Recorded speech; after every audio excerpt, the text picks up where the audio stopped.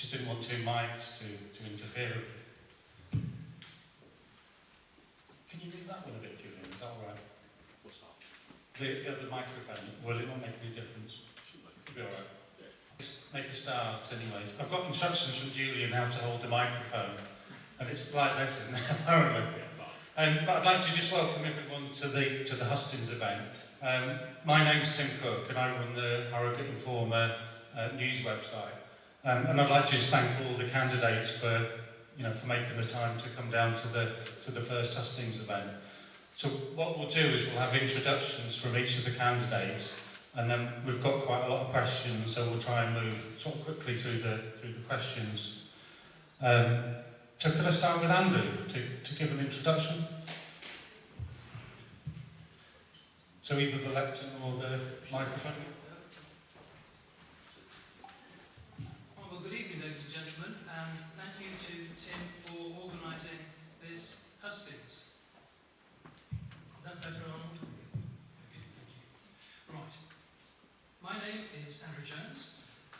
Quick 1-minute introduction. I'm originally from Ilkley. I went to school in Bradford University in Leeds, and I've lived in Harrogate for the last 25 years or so. About 200 metres or so from the Odeon Cinema.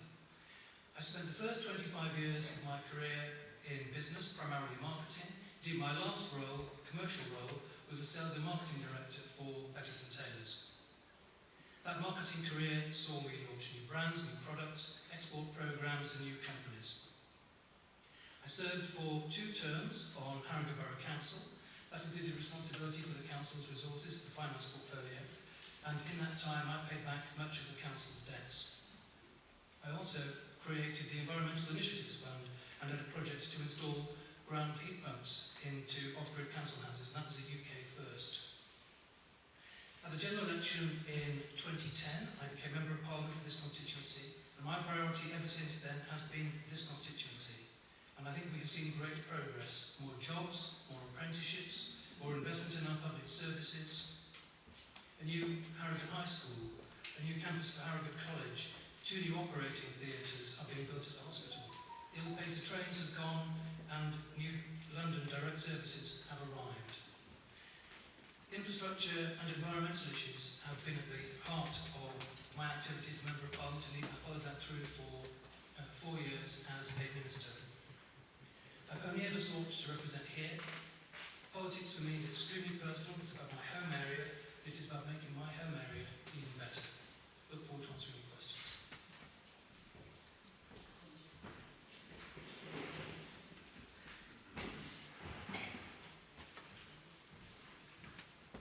Thank you everyone for coming here tonight. I'm honoured beyond words to be a candidate for this wonderful constituency. My name is Conrad Whitcroft. I'm a Labour Party member, proud trade unionist, qualified project manager and a councillor. The reason I'm here is simply because I want to see change. Since 2010, this constituency has joined the rest of the country, facing an increasingly, sometimes ludicrous parade of Tory failure in government. Now Harrogate Knaresborough has joined the rest of the country in calling again for change. Real change. That means a plan and a willingness to do what is right. I believe that Keir Starmer's Labour Party has got the right vision to take this country forward, and with me as your Labour candidate, I hope to deliver on the plan for change. Now, I believe that change can happen in places like this, not least because exactly a month and 2 days ago, something very different happened indeed. The Harrogate-born small businessman David Scaife won the mayoralty of York and North Yorkshire and won in places around this county. I know David well, and I think Harrogate and Knaresborough will be well served to have an MP that will work with our new mayor rather than be tempted to take part in party political point scoring against him. As a candidate, I know the value of public service. During the pandemic, I worked in COVID recovery and helped to deliver £9 million of COVID grants to local businesses and residents. And I've also been a trade union rep. And during the cost of living crisis, we've negotiated with our management at my workplace to provide a one-off payment of £1,000 to each of our lower paid employees, which made a real difference to our employees' pay packets. I'm not a Labour candidate just because of my values. I see my values reflected back in the Labour Party. The values of hard work and dedication to public service, of putting your country first and doing the right thing. I believe that Labour has the right plan on hospital waiting lists to bring together an extra 40,000 appointments, on education, recruiting 6,500 new teachers, on cleaning up our rivers, giving Ofwat special new powers. And I would just like to end by saying that I'm going to spend this campaign by talking the Labour Party and my policies up, not talking my opponents down. Goodness knows we've had enough of mudslinging and negative campaigning over the years, so whatever happens, I'm always going to be talking about policies and principles, not personal attacks. I think it's time for a change. I think we can have a fresh start with Labour which delivers on the things that matter here in this constituency, and I know that we can make this happen, so I'm asking for your permission to make it so. Thank you.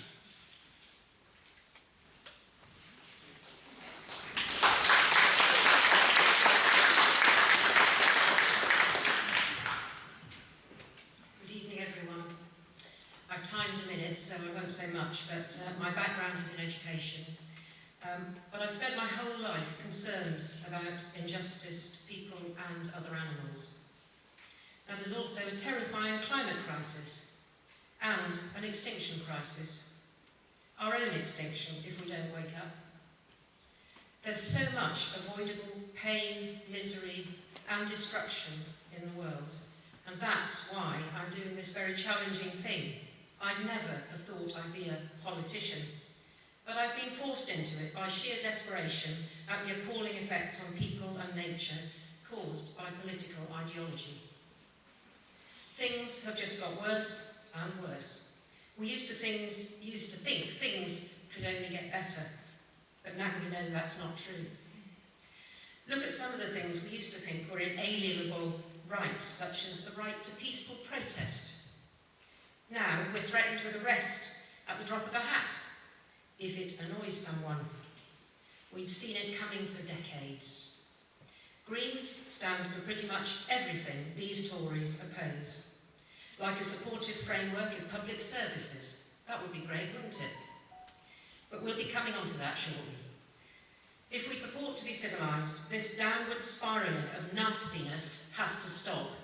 And I believe the majority of people out there would agree. So there is hope. Thank you. Thank you, Tim.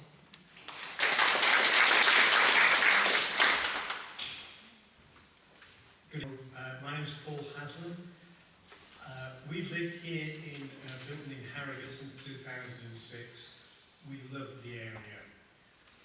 I have my own business consultancy which I operate from here. I talk about business change and personal change at that pace in order to deliver projects. I've been a councillor for Bilton and Nidgorge since 2014, so I think that makes me, having done 2 terms with Harrogate Borough Council and 2 terms with North Yorkshire Council. I'm standing as an independent because this is my home and I want to make it better. I've kept this incredibly brief because I believe you have a lot of questions. Thank you.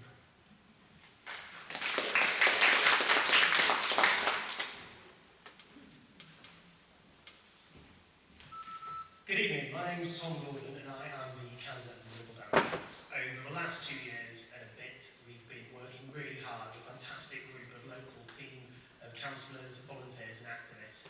I was selected as a candidate in January last year, and since then we've spoken to thousands of people, listening to the issues that matter most to you. I got involved in politics, not out of choice, but because when I was at university studying for my master's degree in public health, my mum was diagnosed with breast cancer. That turned our life upside down, and for me, one of the things that was really hard was seeing that the safety net that we'd always been told was there simply didn't exist anymore. For far too many people with their chronic illness and life-threatening illness, they're left to be by themselves. I got involved because I wanted to see a change. Our country is meant to be one of the richest in the world, yet when it comes to people in their moments of need, there's simply not enough support. That's what motivated me to become political, to get involved, and stand for council, and now standing here.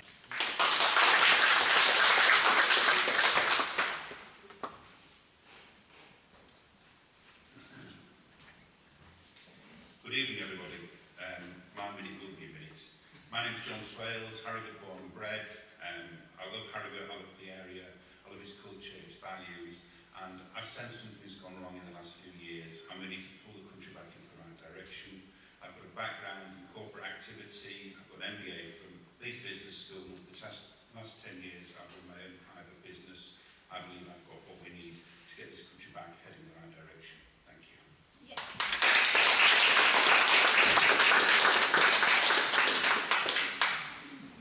Is Claire Marshall here by any chance? I'll read out her question then. So, putting your national campaign aside, what is the key thing you want to improve for Harrogate and Knaresborough? And we're going to go randomly sort of through the candidates. Can I put that one to Tom to start with? If it works for you, Tom. Is this all working? Oh, it is. Fantastic. So the key thing that has come up time and time again, and that has been a plank of our campaign, is local health services. I've been the one leading the hospital. It's absolutely scandalous that this is something that we're having to campaign for in the first instance anyway. Every patient, every member of staff, every local resident deserves a health service that is funded and able to solve the problems that they face in their time of need.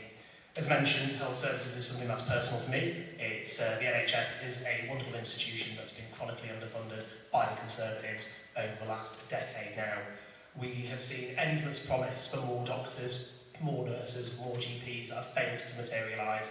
In 2010, GPs, when in reality the number of GPs who are currently working in the service is actually fewer than at that start point. So for me, the number one item on that list is the NHS and making sure it's there for when we need it.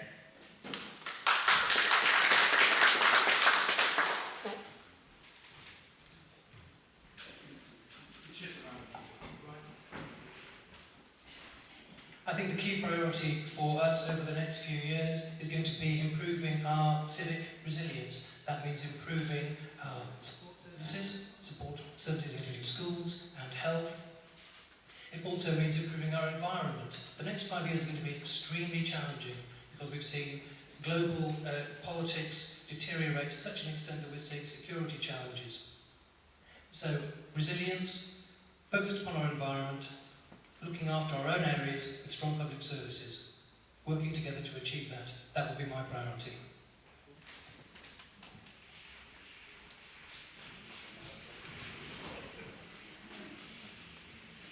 Thanks, Tim. To me, I think the starting point for just about everything has to be representation for Harrogate at the council table. We need to have a Harrogate council back, so local people are deciding what happens in the town, not others far away.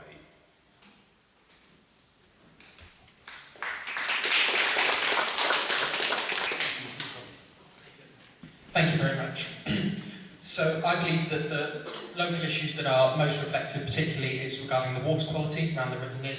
I think that Labour has a plan to deal with that, particularly on beefing up the powers around Ofwat. It's worth noting that Ofwat would block water company bosses' bonuses if they failed to clean up after their mess. In fact, if Labour had been in power over the last Parliament, 6 of the 9 bonuses paid towards water bosses would have been blocked by Ofwat's new powers.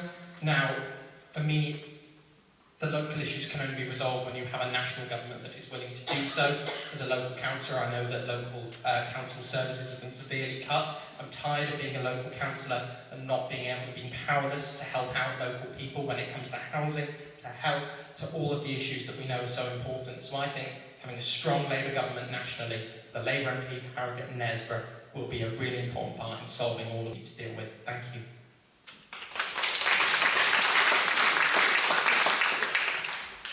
Thank you. Yes, I would agree with most of those things. So rather than repeating, I'll bring in housing and also transport. Housing, we're seeing far too much inappropriate housing, not a solar panel in sight, not a swift box or a back box, not enough green space, roofs that couldn't support solar panels, etc., because of, well, hand in glove behaviour between the developers and government, in my view. So they're getting away with lack of regulation, which they shouldn't be getting away with. And transport, of course, we need far better bus services. In West Yorkshire, you can see they've actually brought the buses back into local government control, and that's a fantastic move. It's the sort of thing we should have been doing a long time ago. I've been writing letters to the paper on this endlessly.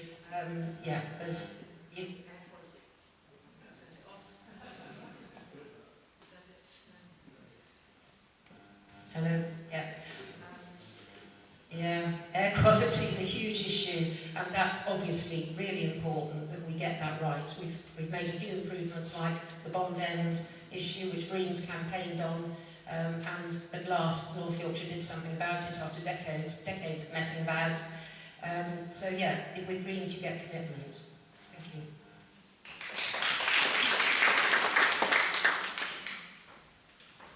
Thank you. Well, some very interesting things there, a lot of which I've been involved with, such as the NID, etc. But what I'd like to start with is the cost of living. I think the cost of living is hurting everybody right now. And the number one thing that bothers me is that there's a north-south divide.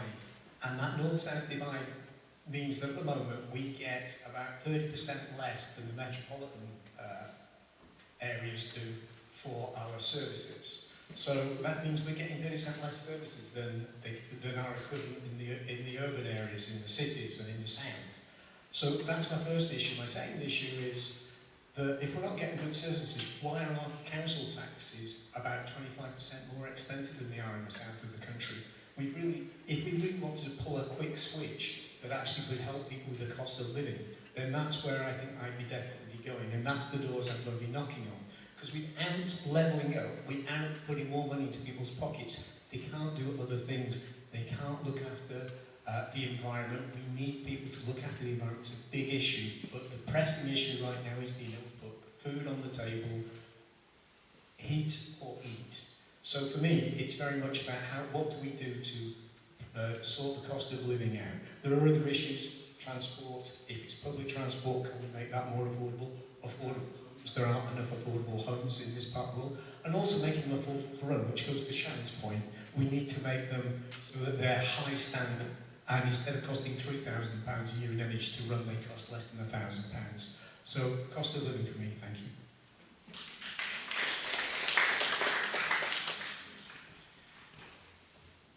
I've got one question from Thomas Barrett. Do you want to read it, or do you want me to read it? Tom says, should North Yorkshire Council allow Harrogate Spring Water Danone to extend its bottling plant into the Rotary Wood? And I'm going to Shan to start. Thank you. Yes, I mean, they shouldn't. I've got some leaflets here, in fact. We were down there in Valley Gardens on Saturday to talk about that, and also other issues around nature. We had a nature table and so on. People are very, very rightly concerned about nature, and our local nature, as we've got in the pine woods, the Rotary Wood, planted by school children with the Rotary Club. Those trees should not be moved when they've been planted. And how a huge corporation like Danone has the cheek, has the gall to think that it's okay to do that, I can't understand it, especially when they're doing something like making, well, it's a plastic factory basically. Can Harrogate be proud of producing plastic with a bit of water in it? And of course also, what's happening to the water underneath, or the lack of water underneath that's going into those bottles, I'd like to know. So I'm very concerned about it, and yeah, I'll pass this on to you. Thank you very much for that question. So I think that this is a range and complex question, particularly when it comes to visual planning. It is worth noting that MPs don't get to decide planning laws. I'm a member of a planning committee myself. That decision will be made, of course, by North Yorkshire Council, and I'm sure that they be thorough in their decision. When it comes to things around Greenbelt, we do need to we do also need to understand that there are some areas of the Greenbelt that simply do not match up to being green. There are areas like disused car parks, former industrial buildings, and things that do make up the Greenbelt. I don't think that we should sacrifice the build more homes that we need for young people in particular. I myself am a member of Generation Rent. I find it really difficult. By the time my father was my age, he'd already bought his first home, and that just doesn't feel like a realistic prospect for me when it comes to things like home ownership. Be realistic and understand that planning laws do need to be reformed. So it's a wide point about the Greenbelt, but as I say, MPs do not get the chance to decide planning laws or planning decisions.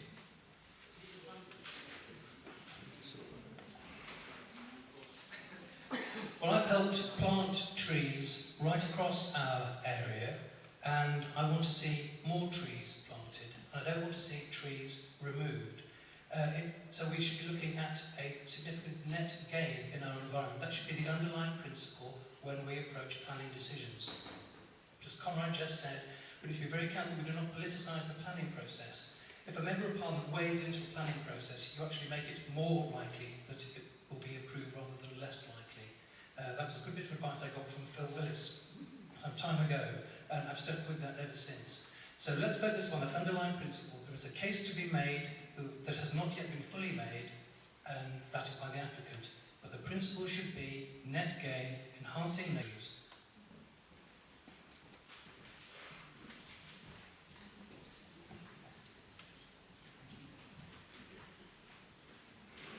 Thank you. I do apologise because I'm going to give you a straight and simple answer. No, it should not. I've taken the Parliament when I was small, and I love the Parliament. We take our dog walking through there. We don't need another factory sticking inside the Parliament. So, no.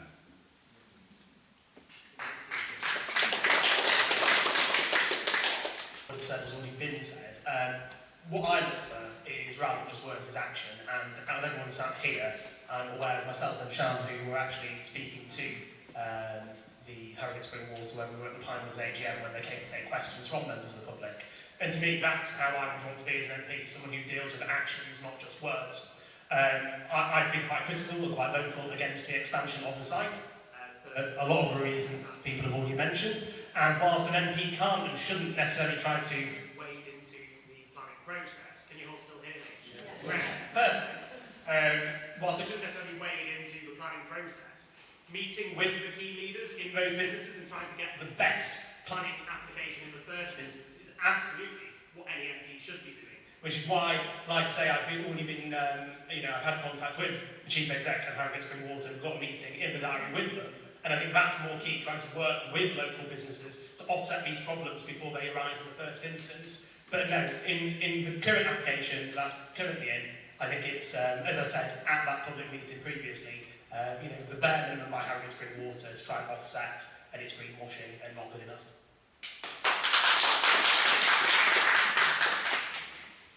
Thank you. I have to caveat my answer because I could be on the planning committee. I currently do not sit on the planning committee, however, but I am a councillor in North Yorkshire and also for this area.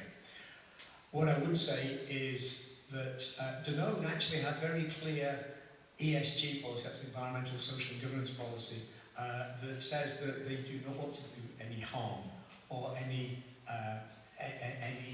damage to the environment. So I do struggle with this planning application, and I would therefore say that, again, repeating what other people have said here, is that it's about talking to people, it's about negotiation, it's about coming down with what we believe is the most appropriate answer. We do have planning rules in this country, and we have to follow those, but a lot of the time we have to also engage and make sure that the arguments are fully robust, and at the end of the day we've got to make sure that we get net gain from this, whatever that looks like, even if it's just leaving it as it stands at the moment. Thank you.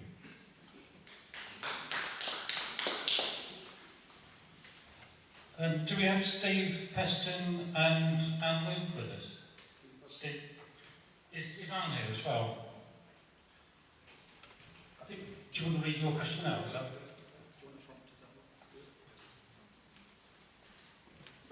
With many families struggling to make ends meet, increased child poverty and greater inequality, and the ever-growing need for food banks, and with public services cut to the bone, do you agree that now, the prospective candidates agree that now is the time for change?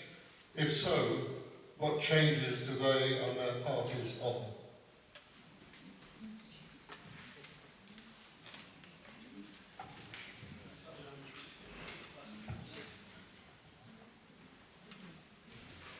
Well, I think the last few years have been real struggle for families. We've had a series of crises with COVID, which was the biggest economic collapse in 300 years, leading straight into the war in Ukraine, which gave us a giant price increase in energy.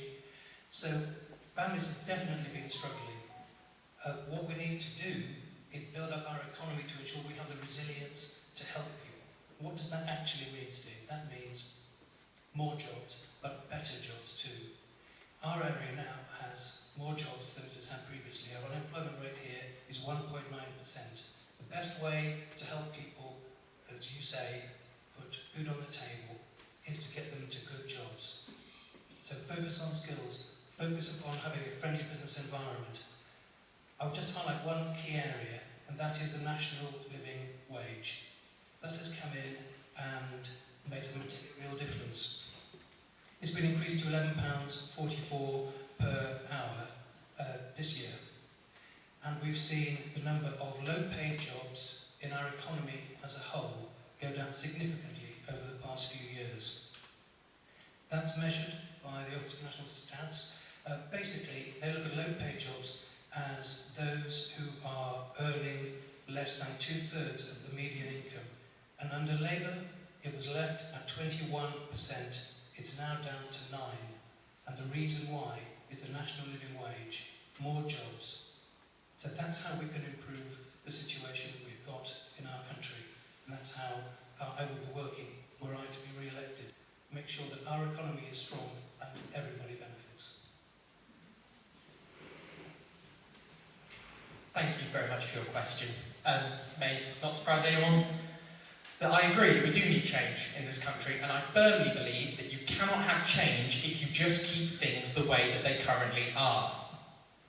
I think that Labour has a plan to deal particularly with the area around cost of living and the problems that we are facing in this society, but I'm very proud of the pledges that we've made, particularly around energy. Now, Great British Energy is going to be an energy company that will be set up by the incoming Labour government, which I hope will be elected. We have clean energy saving, on average, about £300 per month for household bills. So I'm very proud that the Labour Party is pushing that forward on renewables and on nuclear as well. I also believe that housing has been a serious issue that we need to see change in. I've mentioned before, and we've spoken a bit about planning law here. Now, I cannot make planning decisions if I were lucky enough to become your MP, but I know that planning law is completely broken. I keep having to explain to my friends in Generation Rent, why can you not afford a house when your dad did it so quickly or your mum did it so quickly? And the simple fact is, we have not built enough homes in this country. Labour's plan to build 1.5 million homes by the end of this Parliament, half of them affordable, is going to make such a positive difference to bringing down the cost of living, whether it's to buy and getting people off that the doom loop of renting as well.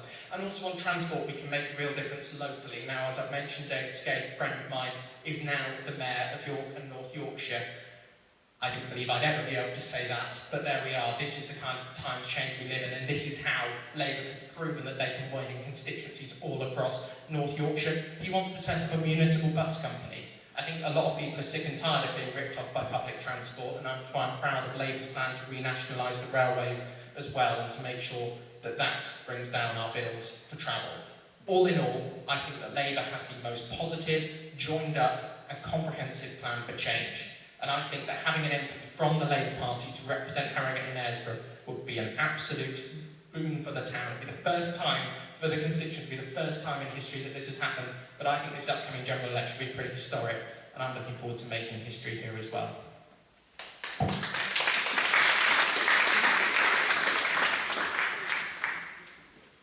There's lots of ways to improve this, and thank you for the question. Of course, we need a lot of change. But the first thing is, well, how do you fund it?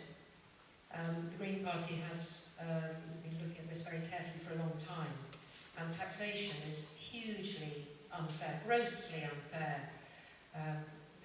There are many changes that can be made to the taxation system, which would then fund public services, better public services, so that people get what they need from the public services. The other thing is landlordism. I don't agree with my colleague here that we need to build lots more houses. There are too many rented properties which should be on the market. Landlords are supported inappropriately.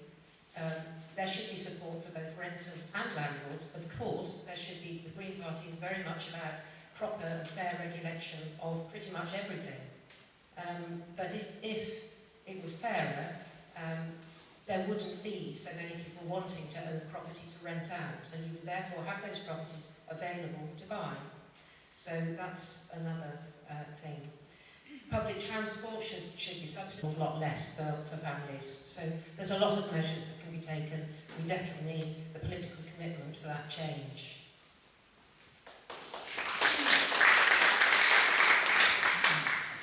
Thank you for the question. I believe it was about feeding children that you were really interested in. So the first thing I will be looking at is, as I mentioned, for me, the cost of living is the biggest crisis we have right now, and we have to start to fix that very quickly. And so the first thing is, I'd go back to the point is that there's some quick fixes that if the government got on and sorted fair funding us out so that we actually have more money for services up in our councils, then that would be a great start. One of the things that really annoys me is that if you rank all the different councils across the country in terms of the spend per pupil in school, we are 143rd worst, I guess, so if you see what I mean. So I am concerned about the level of spend from central government. The other side of it is, and I agree with Andrew to a certain extent here, is we have to continue to build an economy, a thriving economy in which everybody can work and earn to their needs. But one of the challenges that I see around here is that we don't really have all top quality jobs. We have jobs that get us to a certain level, but too many of our young people actually have to head south to get a decent job or a long-term career. And one of the things we've got to do is not just sort of have good jobs, but we have to create a hierarchy of better jobs so that we have managing directors here for many, many companies. And so I would see that that side also has to be built so that we give an opportunity for people to stay here. And then, etc. But I'll just leave it at those 2 points. Thank you. So I think one of the key things that we as a party Global Democrats have talked about already in this election campaign is we announced our policy to make sure that every child, no matter their background, no matter where they live, will get at least a free school meal, one hot meal a day. And to some people, that's guaranteed. They're always going to get that. But for far too many children out there, it wasn't.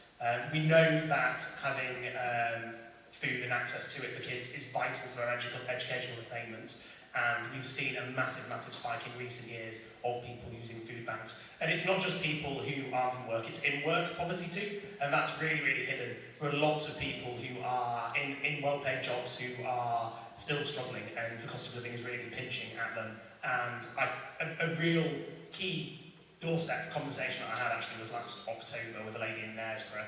And she was a single parent. My mum was a single parent, so it runs quite true when we were speaking to me about it and hit home. And effectively she was saying that in March this year her mortgage was up to be renewed, and she was looking at an extra £200, £300 per month in interest payments, and she didn't know where she was going to get it from. She couldn't take on extra hours at work because then the childcare would cost more than she'd be bringing home, and it was going to leave her in a really tough, difficult position. What she had to do was have a conversation with her daughter about stopping her daughter having gymnastic lessons. And to me that really highlighted the loss of opportunity that this cost of living crisis is taking, not just from all of us, but the next generation and the generation underneath that too. And we need to do far, far better. And I think that's a little bit what Paul's talking about in terms of regional disparities and inequalities. We know that whilst we, broadly speaking, are a relatively affluent place in Yorkshire compared to other places, there's still massive pockets of deprivation and people who are really struggling. So it's something that any of this area should never be complacent about. And like I say, there'll be more policies from us on what we do to support tackling things like hunger. But that one, like I say, is a real standout, and we're the only party at the moment who's said and committed to making sure that children have food in their tummies when they go to school.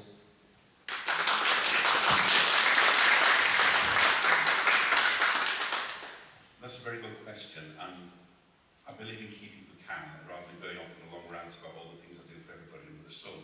But looking at your personal balance sheet, basically, to get more money to spend on the things that are important to you, we need to reduce your cost of living and let you keep more of what you've got. So the response to that from reform is reducing energy bills by removing the subsidies from people's bills, removing the VAT from bills, raising the personal income tax level to £20,000 a year per person. That gives you more money to do with as you please, rather than to be taken away and distributed to causes that you may or may not agree with. Thank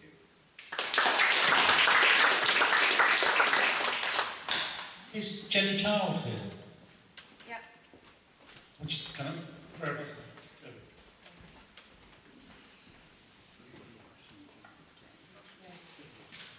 Okay, I'm going to suggest that people are sick to death of all the nonsense and the mudslinging and the banana milkshakes and all that lot. What are you going to do to persuade your constituents that it's worth voting?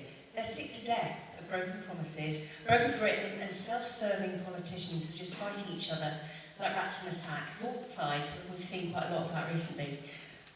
What are you going to do to persuade the people who are not here tonight to get out and vote on July the 4th and to really engage with this process?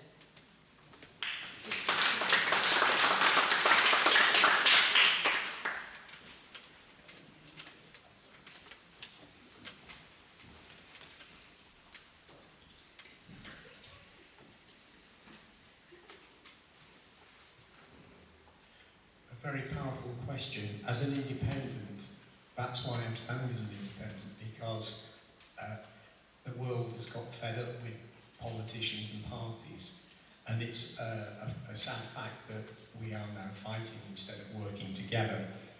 So that's why I'm standing as an independent. I'm reaching out there to try and so that people move out of this tribal situation. Somebody looks from a green perspective, oh, I can't change that because it's, but it might be a perfectly good idea.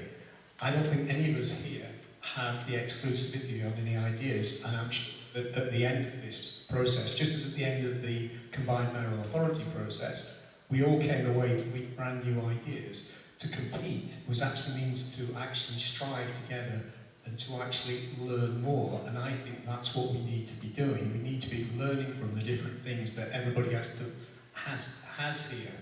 In particular, we've had some great ideas from this side and this side, and if we just work together and we look to the things that bind us rather than divide us, then we will get on better.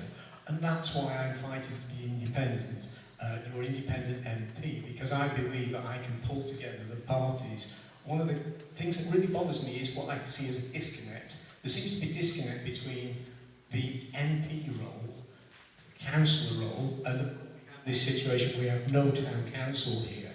And I think that's wrong, and I don't think we have enough democracy, I don't think engagement, consultation is to be, this is how we're going to do it. But it should be co-creation, we should be building things together. We should be building things together, in my opinion. And if we did build things together, then we would want to carry them out together. And that's the critical issue for me. And if we carry on the way we're going, we're not going to get anywhere. And so, for me, independent MP will deliver for you and start to deliver change. And here in Harrogate, we can actually set a trend across the country. Thank you.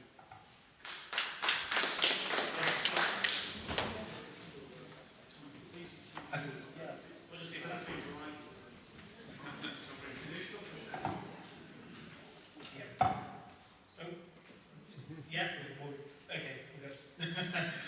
So why is it worth people going out and voting? Why should people be bothered to engage? Well, democracy and representation isn't a one-day event. It isn't just election day. It should be a 24/7, all year round engagement and activity. And that's certainly how I've seen my role as a candidate. I think out of everyone here, I was probably announced my candidacy probably longest ago now, last January. And since then, I've been out 5 nights a week, knocking on doors, speaking to people, picking up those concerns, highlighting them and campaigning where we can to deliver change now, before I'm elected, hopefully, if we choose. I think there's a real nastiness which has been touched upon, but I think that's rooted in the way in which our current political system is set up. And that's one of the reasons that I joined the Liberal Democrats, is because I believe in fairness, and our voting system is utterly broken. It is not fair, and it shoehorns people into these two parties that don't represent the views of everyone. And if we want to see a fairer society, that starts by seeing a fairer voting system, where when everyone goes out, their vote counts and they get a representative that they put their vote for.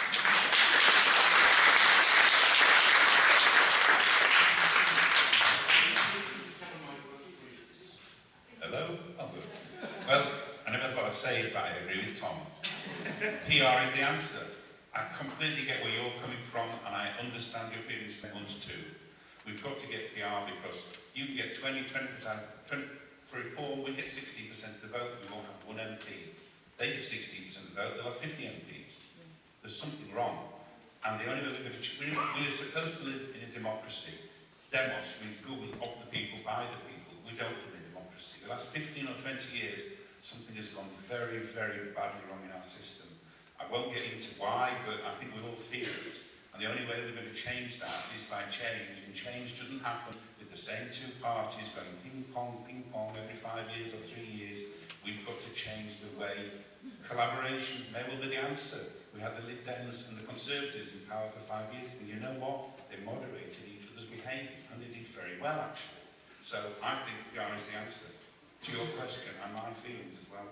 Thanks.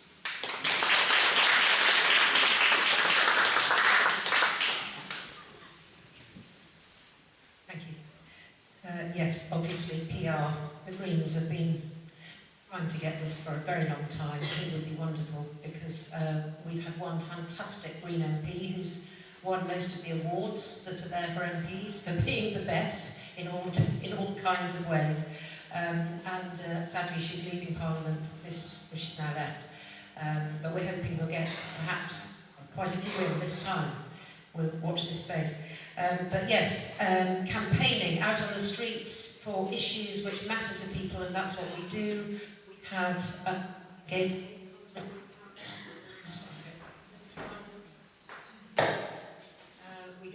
we have 800 councillors across the country. People don't realise this. The Greens are in councils all across the country in large numbers and make a huge difference. And doing that sort of thing at local level is very, very important, and will eventually, we hope, translate into national level when we get a proportional system, because we know that most people are green and they want to vote with their heart instead of voting tactically.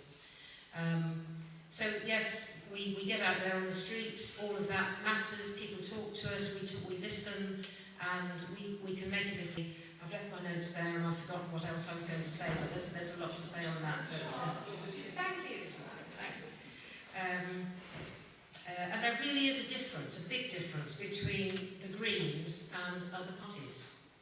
So when people say you're all the same, for us it's very, very frustrating because we know that we are very, very different. And you know, we're looking at a fundamental difference in how we live our lives, not just fiddling at the edges, but really reviewing what is happening and what is needed in this hugely different world from what it was not so long ago. You know, climate crisis, biodiversity loss, these are not fiddling around the edge type of things. These are things we have to really, really think about. And none of the other parties are doing that.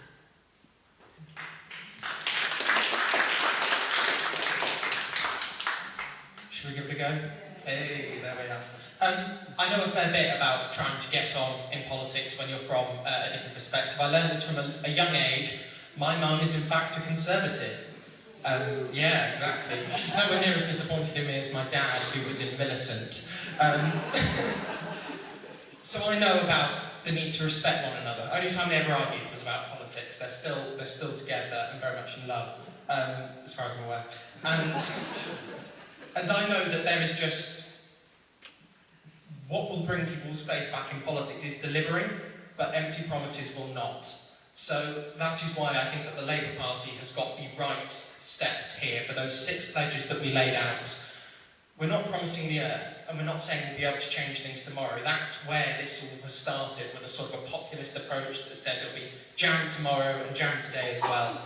I don't think that that is the right way to go. I think that having a clear list of priorities that's been set out by the Labour Party to point out what we can change, what is within our grasp to do, And Keir Starmer talks about a decade of national renewal, and that word renewal is just as important of change, to think about we can have a fresh start and something better in the next few years. We're not going to stand here and promise the earth, and we're not going to say that changing one part of the electoral system will make everything suddenly better, but we do believe in having a government that is capable of delivering on important and big changes that will be able to positively impact your lives. GB Energy in particular is important for me. I do believe we need to build more houses as well and stop the rent doom loop from happening, and also making sure that we deliver on transport and more devolution as well. You know, people like their local mayors a lot. It's very rare that the local mayor will lose re-election, but then people aren't so happy with their government, clearly. Bringing it down to that local level and making sure that we've got power fairly distributed across the country as well has to be part of that, so that's where the constitutional reform would be where I would start. But just being nice to each other. It's not hard, and I think we can all find it much, much easier and get along and have proper discussions if that's something that we all commit to doing.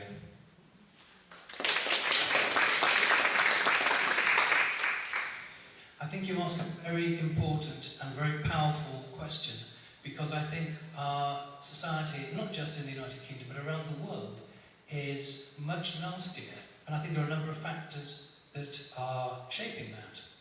I think one of those is people can feel empowered by social media to say all sorts of things. I've certainly been on the receiving end of it, and I understand that people in politics will always receive some grief. I would just gently say to the Liberal Democrats, you've been very good at dishing it out. I would also perhaps just suggest that women in politics get significantly greater abuse, black women especially so. Diane Abbott has received more abuse than anybody, and she's a proper pioneer who deserves some respect for it. So what do we do about it? Well, I think that what we have to do is make sure we reject the politicians who are succeeding at the moment, because they're around the world. You look at who is succeeding, it's people who are making other people angry. Trump is perhaps an obvious example there. That is not how I think we will create better societies.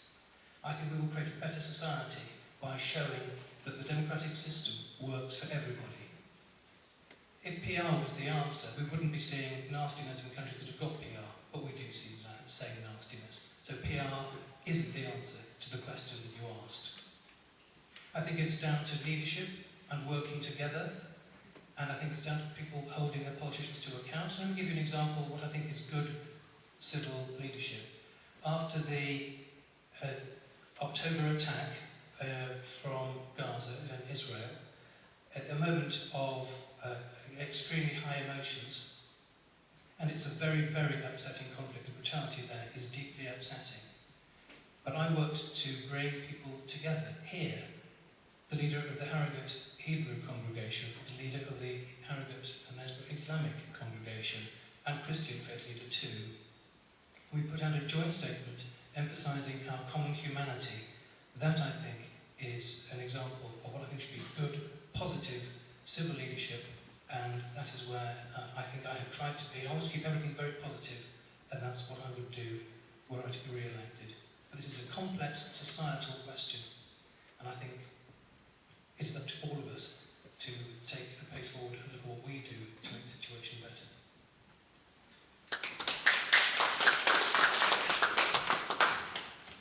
And I'll just come to Malcolm. Our goal is now at the back.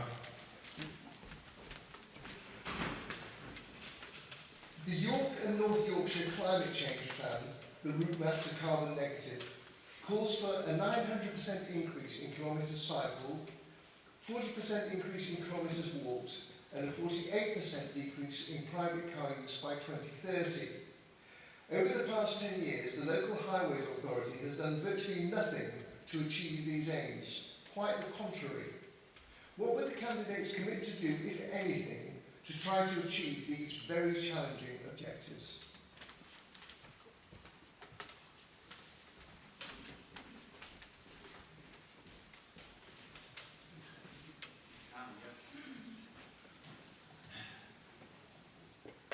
You've got me. Our policies in terms of the environment revolve around moving to clean energy, nuclear fusion in the second half of this century, renewables at the moment, But if we have renewables, we will have to have gas, because when the wind doesn't blow and the sun doesn't shine, there's no energy. So we have to accept that as a transition fuel to getting nuclear fusion. As to your specifics of your question, then I think it's down to local demand, lobbying local government to get these schemes in place, because if they are popular with people, then they should be built. Thank you.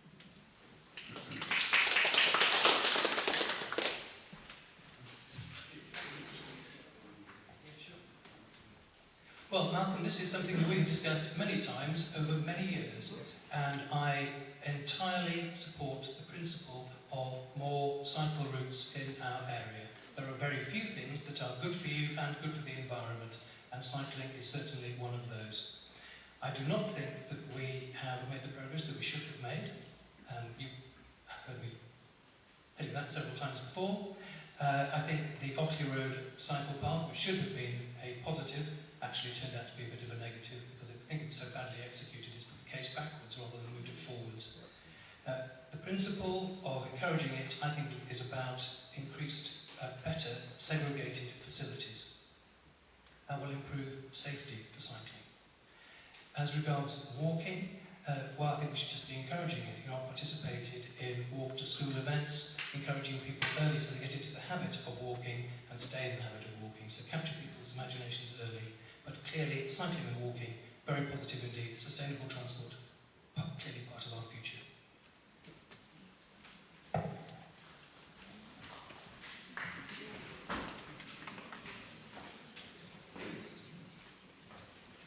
So there are 6 million people now on waiting lists for hospital operations. So if we want to see people being able to use active travel measures, then the first thing we can do is try to make sure they're fit and able to do so. I think that's step one. There are lots of people out there who'd like to, but for whatever reasons, it's taking ages to get mobility aids or those operations that they need to be able to go about and live their lives. One of my big frustrations is that we have not seen a proper integrated transport plan for our towns and for our area.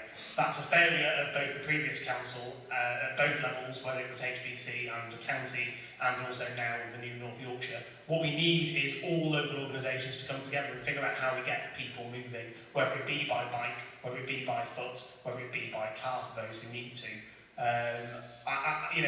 I'm cautiously optimistic that with new powers that have been devolved down, that might see some money and some investment in schemes that would help people get around by means of bike and other schemes. I think the problem that we've got is that the approach that government has taken in the last sort of parliament or two is this piecemeal approach to funding, and little pots here, little pots there, and all the time and effort that goes into bidding for these pots ends up costing more than what local authorities then sometimes end up with. We need a proper bold approach where government will give to local authorities and empower them to build the infrastructure where people want it. And I think, you've only got to look at Station Gateway as an absolute disaster on how to do consultations.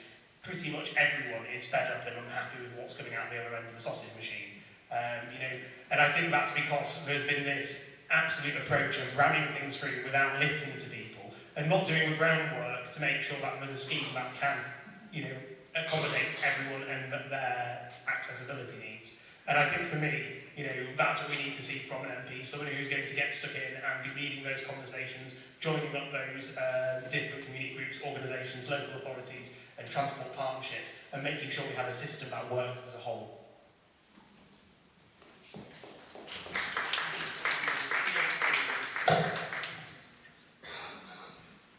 Malcolm, you're absolutely spot on. We have not delivered enough active travel in this area, and that plan is very ambitious. But there's a major problem behind this plan. There's actually no substance, there's no monitoring, there's no measuring, and therefore if you don't monitor and measure, you can't possibly know how much more cycling we're actually doing or how many less cars are on the road. So the very first thing we've got to do is put in place a plan that says by 2026 this many journeys or this much cycle way has been produced. And that's the whole thing that lacks any cohesion at the moment for me. Now, I'm also on the council, but as an MP, I would be looking to use the powers to convene, to bring all the parties together and say, look, you know, we have a problem here. For those of you, I watched Apollo 13 the other day, and they tried to get the filters. There's two sorts of filters, and they have different shapes, and it was how they teamed up to work out how to put these two shapes together. And we've got to get the right people in the room and say, look, here's the objective, how are we going to do it? And we've got to do it in a timely fashion. So I fully agree with you.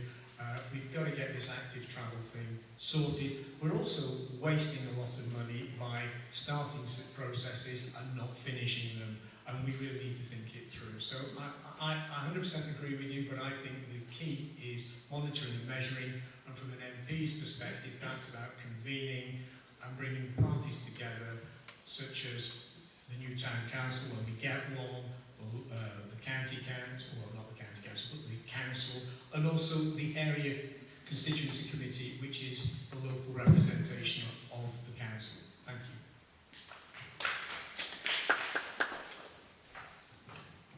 Yeah, Malcolm, it's a big one, this one, and a lot of it comes down to a sort of attitude issue, doesn't it? North York, I mean, when I had kids over here and I wasn't over here, I was trying to get around in North Yorkshire. I spent a lot of time trying to find out where the buses went. You could get a train from somewhere and a bus to somewhere else, and they were kind of, I get the answer, well, everybody's got a car in North Yorkshire. It was that kind of attitude. It's a big attitudinal thing we have to overcome. Even going to, you notice it, going to various meetings and things, people don't immediately think about, well, shall we share cars? That everyone just goes in their own cars, which is, you know, to me is quite a big thing. I use the bus, I came here on the bus just now, I use the buses all the time, and as I've said, I'm always moaning on about the lack of bus shelters, the lack of seating. If you're out there in the rain, you're often standing there under nothing. You don't get the information, they don't come when they're supposed to come. Now, buses are the sort of thing that could be organised using the information technology that we have these days. We have the technology to make it much, much better out there in the rural areas where people are so lacking in buses. It's not rocket science, and that could be done, and that's the sort of thing North Yorkshire should be getting its head around and getting funding for as well from central government.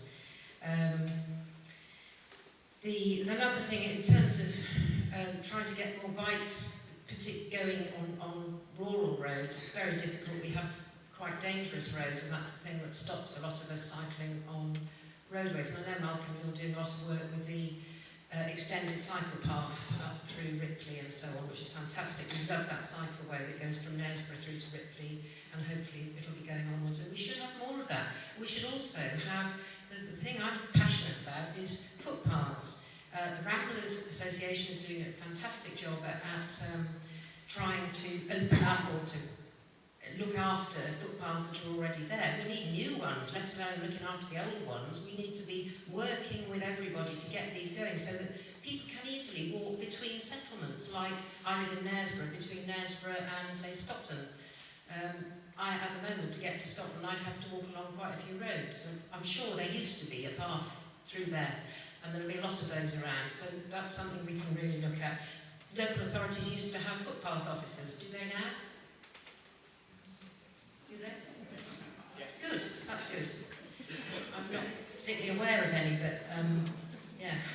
Certainly it's been cut along with a lot of other things with local authorities. That's a major problem about all the things we're talking about. Local authorities have been starved of cash. And, you know, when it comes to nature things, the officers in charge, there aren't enough of them, they haven't got the time to do many of the things that they would like to do. Some consultation has been mentioned, it's often not good enough at all. And, I mean, I've been helping Zero Carbon Harrogate with 1 or 2 walk to school days. There's things like that can be done, but a lot of these things need funding and they need local authorities to be able to get behind them, and that needs political will from Westminster. Thank you.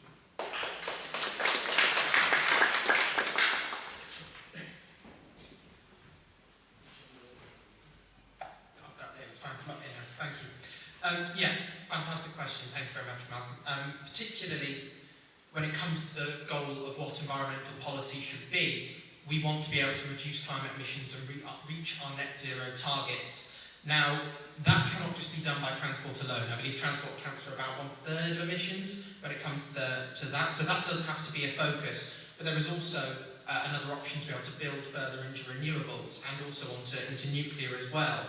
I think that Labour is the only party that is putting forward a sensible option for that, which is Great British Energy. Now that will, as I've said, cut household bills, but it will also be able to provide much cheaper, cleaner energy, so that we're no longer, in the grip of when we saw the war in Ukraine and realised how much gas that we import from Russia and other regimes like that. We would no longer be able to be in the grip of that. We'd have homegrown energy, offshore wind and things like that. I think that would provide a really important and much more effective dealing with the environment alongside the transport. But your question was very much about the transport area there.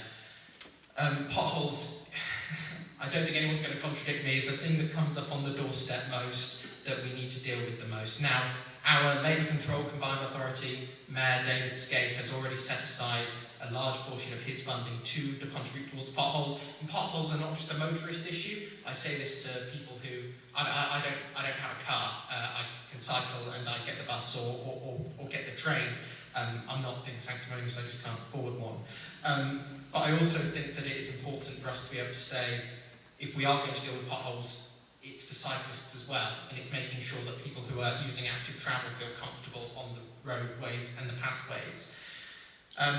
Yeah, absolutely very supportive of making sure that we have school more walkable communities. Part of that has to come from having close by amenities as well, making sure that people feel like there is a shop, an affordable shop that they can walk to, not something that they're going to be priced out of, or not a local surgery that they're not going to be able to get on the list of relating to that. So a lot of this comes from the new powers. Now, I'm a massively passionate person about buses. I think buses are absolutely fantastic.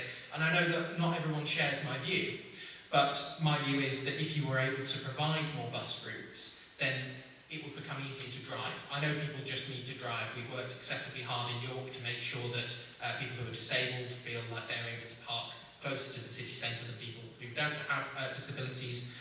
So that has been a key focus as well. But fundamentally, it's going to come down to not just Westminster, but what happens at the Mayor's office as well. And this is, I hope, what has run like a thread of rock through a stick of rock, what I've been trying to say is that having someone that can work with David Skates, having someone that can work with the large amount of funding that has come through from the mayoralty for active travel, millions of pounds allocated as a regular payment, I think that's going to be a really big boom for this constituency. And on dealing with active travel, I'm massively in favour of it. We just need to make sure we get the delivery right. Thank you.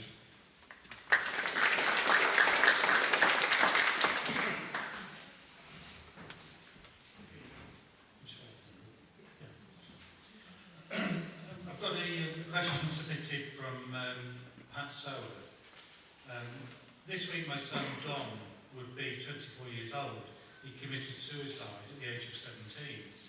Why 7 years after Don died, are young people being left vulnerable without specialist and timely support when they're suicidal in Harrogate and throughout North Yorkshire?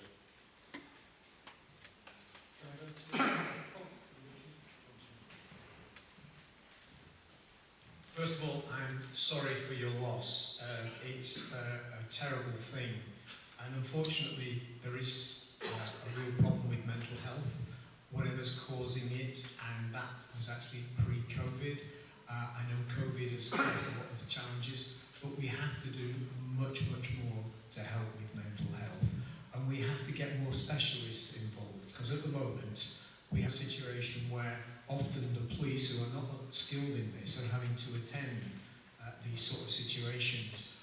Recently, without giving any confidences away, I know of a young man who's been arrested twice in the last few weeks as a result of his mental health and in sort of making threats on social media. And him being arrested doesn't do anybody any good. So, and in fact, as I said, he's now back, fortunately, he's back in safe care. But he was released after 2 weeks because we didn't have enough space, and now he's gone back out, and then he's been re-offended, and he's now back in.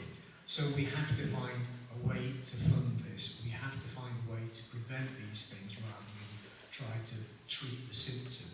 So I very much will be looking to how we can use our resources better by perhaps combining the police, the local authorities, the new mayor, and pulling everything together. Because one of the things that is for sure is the two main parties have said they're not going to raise taxes. So if we're not going to raise any more money, then we've got to think of smarter, better ways of doing things. And the only way I see of us doing that, and it comes back to what the lady said earlier, is we have to work together. We can't have this nastiness and we know the right way. No, we know the right way. We've got to work together and work this out, because we're getting casualties, and those casualties don't deserve to be casualties. So I would say we have to really truly invest by working together to look after these poor vulnerable people. Sorry.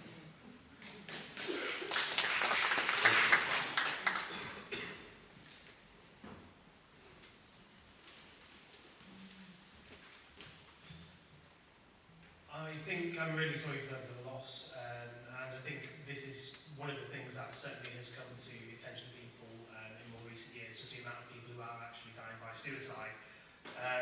I actually, a few months ago, met with a chap called Steve who lost his son when he was at university, and he committed suicide then. And he set up a charity in his son's name, Jordan Legacy, and I've been working with them, and I've committed with them to help however I can. And it's one of those things that touches a lot of people. I think my background is in health services research, so my first degree, I'm originally a scientist, and then did a Masters in Public Health, was at the University of York as a health services researcher. And we know that if we intervene early and we try to prevent people, then it obviously can be really, really effective. It's quite a difficult topic to sort of touch on, because there's nothing that we'll do to fix it for families who have lost loved ones. What we can do is try to make sure it never happens again to anyone else. I think we've got to be bold in trying to make sure that we stamp out people who die by suicide across the board and try to stop that from being the case where anyone has to feel that and deal with that reality. And part of that, and one of the long-standing commitments of the Liberal Democrats, and one of the things that I'm really proud of, is that we've consistently, over decades, called for parity between mental and physical health. And that is something that still, even though there's lots of talk and words and everything, we don't see. Waiting lists are across the board. When I was at university, I'm not ashamed to say that I ended up resitting the second year of my degree because I had a mental health crisis. And I got fantastic support through that university at that time, but that was only available to me because I was a university student. If I had needed to go see an NHS doctor, then I'd have been waiting well over a year. And that's simply not good enough. When people are in crisis and need help, it's important they get the support that they need at that time. More money is needed, obviously. It's always easy to say more money is needed. But what we have seen is cuts in grants to those frontline services at a local authority level. Public health prevention grants have been decimated by the government in recent years, and making sure we've got those early opportunities to intervene and stop more losses of life is what's going to make a difference.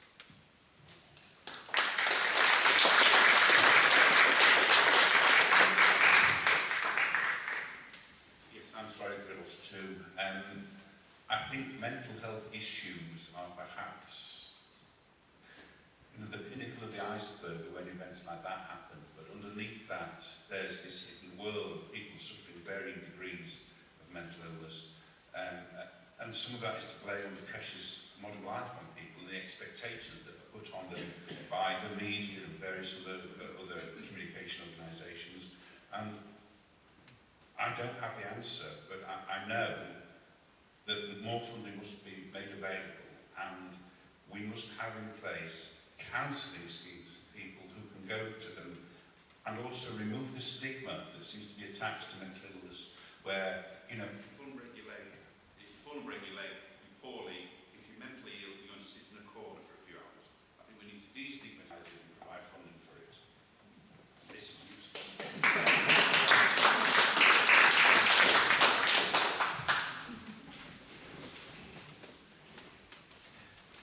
When Dom died, very shortly after that, met with Pat. I know the family very slightly, and it is a truly tragic case, and it has had a profound impact. I undertook to work with Pat, Dom's mum, to highlights the challenges, particularly for younger men, because we see suicide amongst younger men as quite a problem area across our country. There are many things that we can do. I would suggest that the first is very much a cultural one. And we have passed a law on parity of esteem between mental and physical health.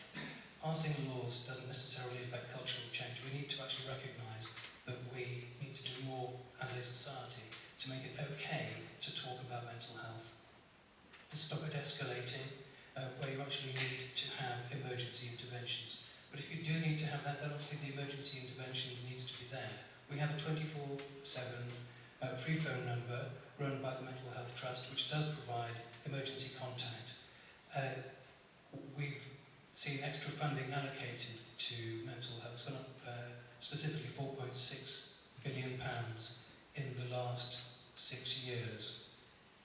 So we're seeing extra resource, but the challenge is very profound. And when we have such a tragic case, as Dom's case was, it's just absolutely awful for the family and the friends, and it has a profoundly cascading effect on all of them forever. So I think it is about everybody working together to change that cultural sense, making sure the facilities are there if necessary, but try to stop it escalating in the first place.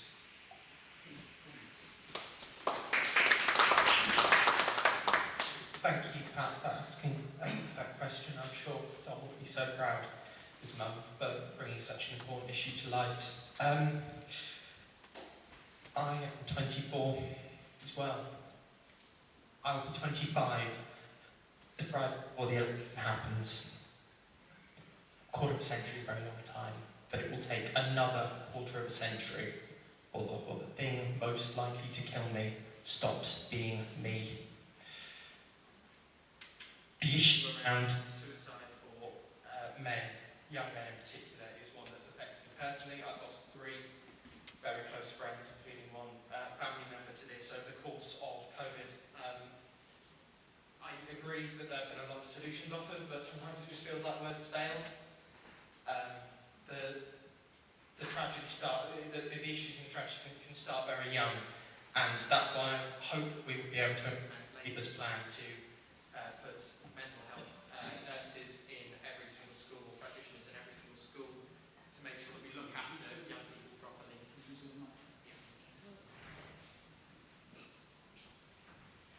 Mental health practitioners in every single school to make sure that we look after our young people properly. This has been an issue where I've got a record on. I've introduced 2 motions to the City of York Council on mental health in the past year, particularly around making York a trauma-informed city. It's important to understand the impact that personal trauma and the psychological experiences we have in our life can shape perhaps the conditions we have and the manner of leaving them.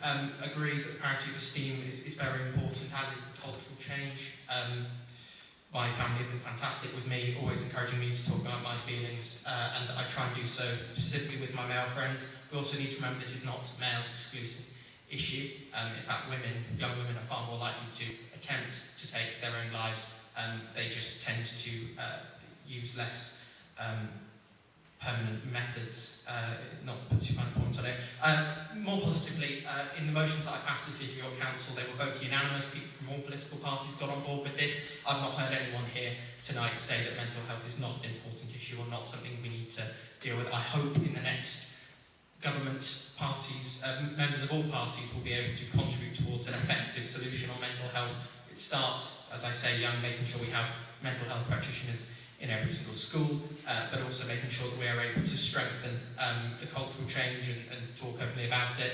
I raised some money for York Mind recently. I ran 5k, which for me is a massive achievement, and managed to raise some money with the rest of the Labour group in York. I think that really helped me personally, being able to say that I tried my best to do something for the friends that I've lost. But I know that much bigger change is needed, and I hope that all of our parties, regardless of colour or none, will strive to make an effort. Thank you.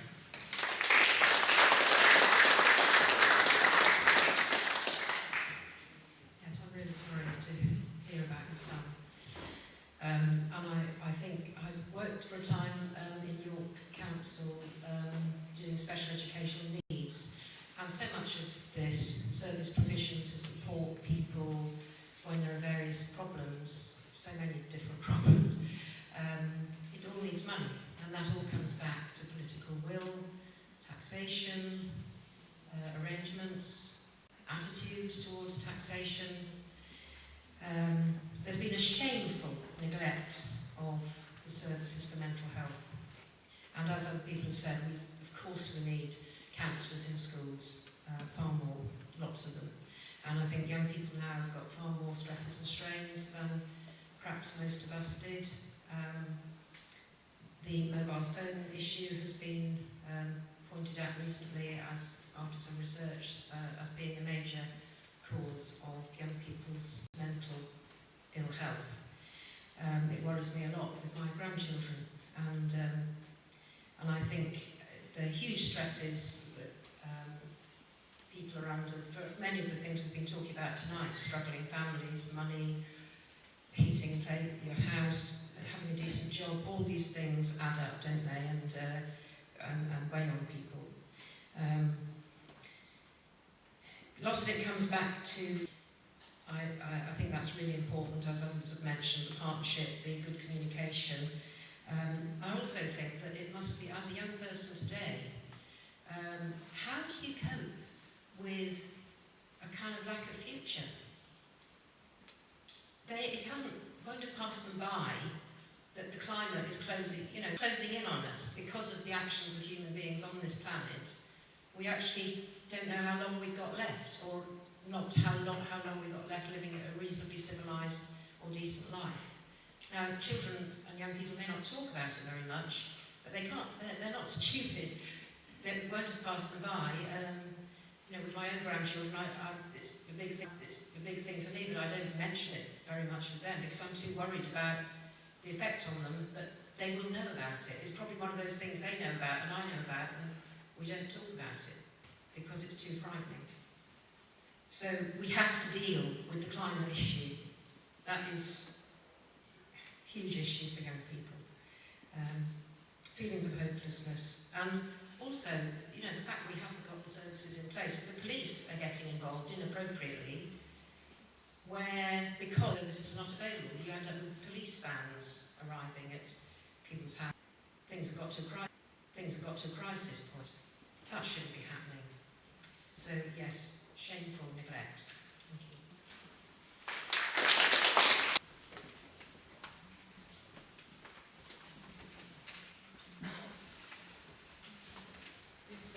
Is Tim Farley here?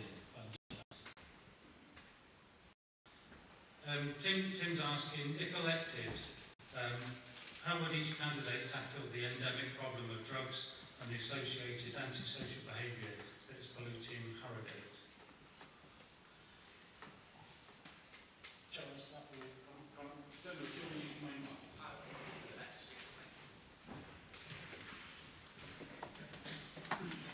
Thanks very much, Tim.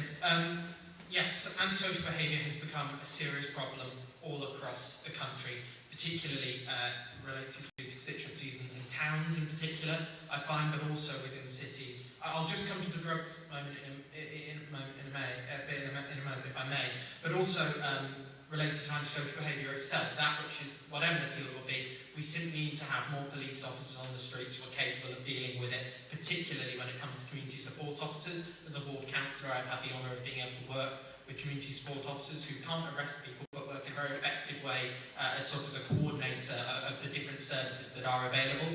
Now, those services, as I'm sure has been mentioned, have been significantly cut, council budgets have been slashed, and councils are often at the front line of dealing with these antisocial behaviours. We need to have more respect and understanding for local government and making sure that we fund them properly. Also, providing more police on the street will help with people often feeling unsafe to even leave and open their doors. We've also seen recently that the police have been instructed to stop arresting people because there's not enough places in the prisons for them. I don't think that that's the sign of the fifth richest country in the world, or one of the richest countries in the world. I think we ought to deal with that. And that needs to be dealt with. Also, when it comes to addiction, the drugs that cause it, we need to make sure that we have the proper funding within the NHS. That means clearing the backlog. Labour's national plan to do that with 40,000 more appointments by cracking down on non-doms to fund it. Yeah, I think that antisocial behaviour is a bit of a serious problem, because I think sometimes some people feel like it's not. Some people feel like it might not really be a crime and might not be worth reporting if you see it in your street. You might think, oh, they're causing a problem there, but should I bother the police with it? Will the police even turn up or do anything? A lot of people worry the police are so over-resourced they can do very little other than just hand out reference numbers for insurance claims. So we need to make sure that we have more of them. We need to make sure that we have a proper funding system in place. And we also need to make sure that local authorities are respected and listened to when it comes to them, because they are very much on the front line.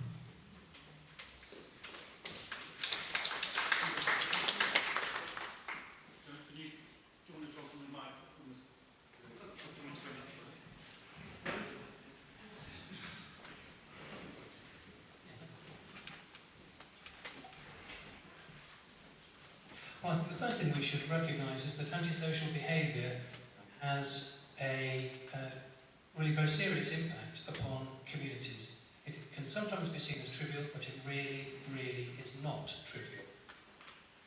It can take different forms in different areas, but the key thing is to nip it in the bud before it escalates into anything more criminal.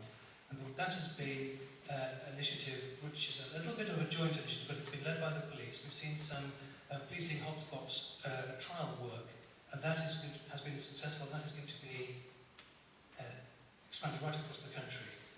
So the key thing with antisocial behaviour, get in there early.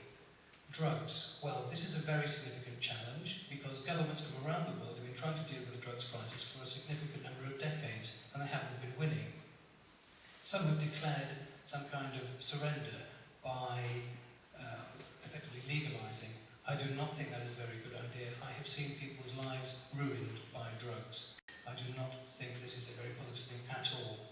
The question, I think, is about tackling the distribution of drugs, and that has been quite a positive piece of work done, tackling what is called county lines gangs. I've been out on patrol with the local drug squad in Harrogate, and they were very good. They knew exactly what was going on, and indeed arrest on the day somebody who had actually come across from West Yorkshire, out from Bradford, dealing heroin on our streets. So, not taking any kind of tolerant approach to drugs, but making absolutely sure that we have got the appropriate substantive addiction facilities so we help people off them. So slightly different questions, drugs and antisocial behaviour, but there is a very clear overlap between them as well, and a very good question to ask.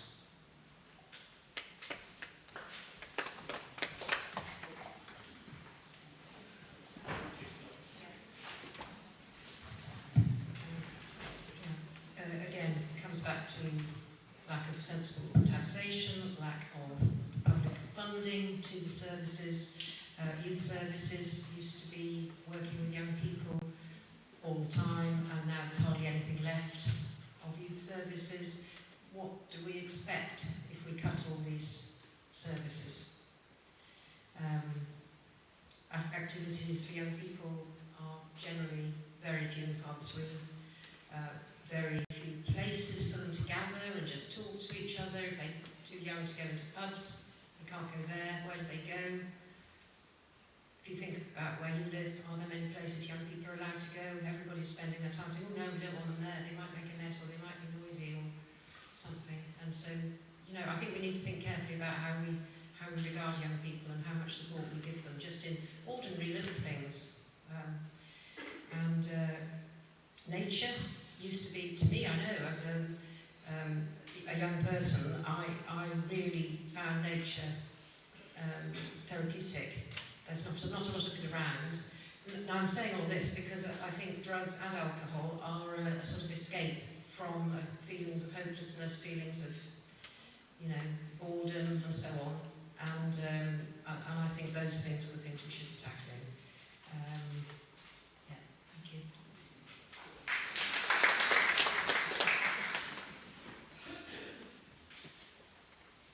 Drugs and antisocial behaviour, we get quite a lot of it where I'm a counsellor. One of the things that we've been doing is we've been working with the police quite effectively, and also the residents have been working really well as well.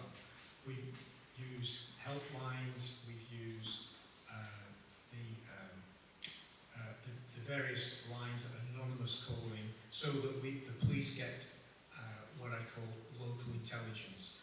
Now, they can't always act on it every time, but we've got a system whereby we pass on details of perhaps meetings and various things. I hear tales of the fact that, you know, residents know that the police are about to do a raid because they see the merchandise, we'll call it, moving from apartment to apartment across various places. So there is a way, and I'm finding it very powerful the way I'm working with the police and where my residents are working with police. But what I would say to everybody here is that you need to report. Now, we've got this situation, the technical term is learned helplessness, where we don't think that the police are going to do anything, so we don't do anything about it. But I've got to tell you, every time you put a call into the police, or you put it on 101, or you put it on their website, it logs something there. A few years ago, I was involved with a public house wanting a late licence. All the neighbours were up in arms, and they said, well, whenever this happens, the cars are damaged, somebody urinates in my doorway, the cars are scratched, etc., etc. As part of that consultation, I spoke to the police and they said they've had nothing reported for 10 years. So, you know, that would have easily blocked that licence application. So, it's about, you know, you helping us help you. So the more you report, the more demand for police, the more we will get it through. So, antisocial behaviour, again, it's another thing. Report, and no, you might not get a response immediately, but you will end up with an answer in the end. I've seen a number of motorbikes which have been going through the wrong place, and eventually the police catch them, and it ends up in some form of device that renders it no use anymore. But I would like to pick up on another point, which is, I believe there's not enough youth service provision, and we need to look at youth service provision and how we give the youth things to do. We need to ask them what they want to do in the first place, and I think it starts with this engagement, this consultation. What do you want a space for? How can we help you get that space? So I think there's a series of things, but if we're not careful, this turns into harassment and bullying and various other inequalities that we don't want to see in our society. So it's a very serious problem that we have to deal with very harshly in the short term, but I think we need to be looking at the causes and how we treat the causes rather than treating the actual symptom that we see. Thank you.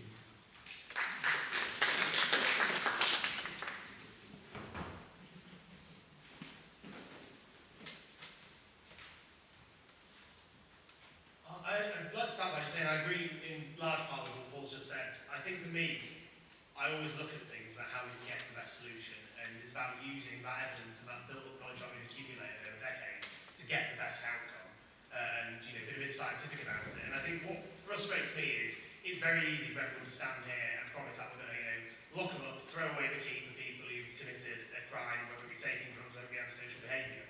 The reality is, if we were to do that, people who are jailed for things like that then reoffend at a higher rate for more serious crimes. The absolute priority should be trying to prevent and then also rehabilitate. No one is beyond saving. I'm not religious, but it does sound a bit Christian, doesn't it? You know, it's about giving people that opportunity to do the appropriate punishment and then move on. And I think there's a massive issue in that the funding for those services to rehabilitate and integrate people to for people who might be drug users or have committed serious crimes have been cut.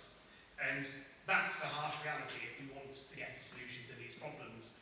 And that again comes back to decades of underfunding and cuts to those schemes through local authorities and the police too. Thousands of PCSOs have been cut in the last decade, and that's now what we're seeing on our streets. It doesn't happen overnight, but day by day, week by week, you know, graffiti here, noise complaint there, and it builds up, and that's what we're all seeing now. On the drug side of things too, you know, if you look at other countries around the world where they've tackled it as a public health emergency rather than a criminal one, they have a lot better outcomes in trying to make sure that people stop using drugs, but also if they do it, because that's going to happen. Some people are going to use drugs, we can't stop that, but but making sure they do it in a safe manner and they don't hurt other people. And that's really important if we actually want a solution that's going to have an impact. And I think, you know, what frustrates me whenever we talk about drugs is it's always something that's used to punch down at working class people. We never talk about white-collar drug use. You know, when you see in the news about every toilet in Parliament's littered in cocaine or whatever, and all these sort of stories, you know, it's about time. If we're going to be hard on drugs, then why don't the Tory MPs start with themselves?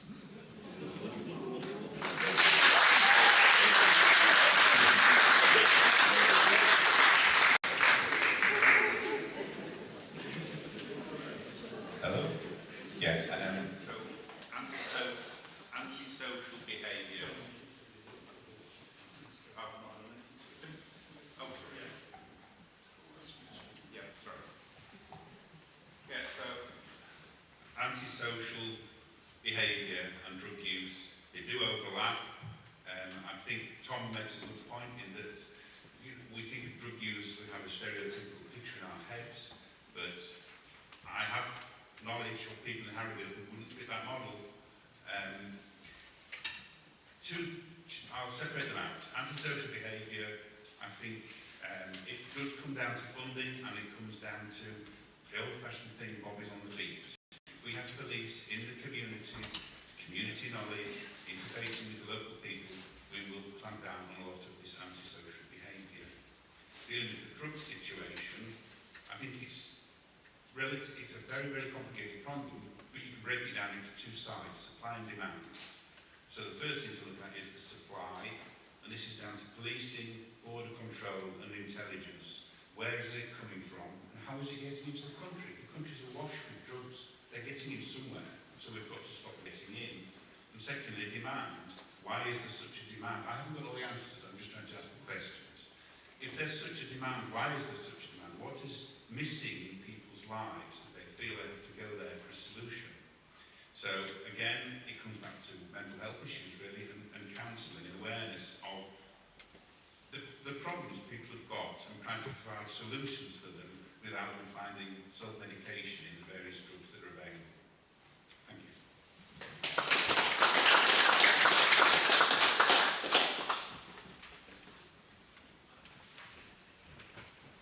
I think we've run out of time now for more questions, so I think we just need to really sort of thank the speakers, but also give them an opportunity for a final statement, if that's okay. Andrew, would you like to go first? Should we use the lectern for the two to 3 minutes, if that's all right? Well, I think we've had a very wide-ranging and very positive set of conversations this evening, tackling a broad range of issues. So thank you very much for the opportunity, Tim, for creating this event and for everybody coming along. I think the next 5 years are going to be incredibly challenging for the world. And we're not going to be in any way immune to that. I'm thinking particularly about security pressures, which I think will be the greatest for at least a generation. We're seeing expansionist, aggressive despots working to destabilise countries, invade neighbours, and we must work with our friends and neighbours to form alliances, to be strong in support of our values. So I feel that the world of geopolitics and defence priority will be absolutely critical.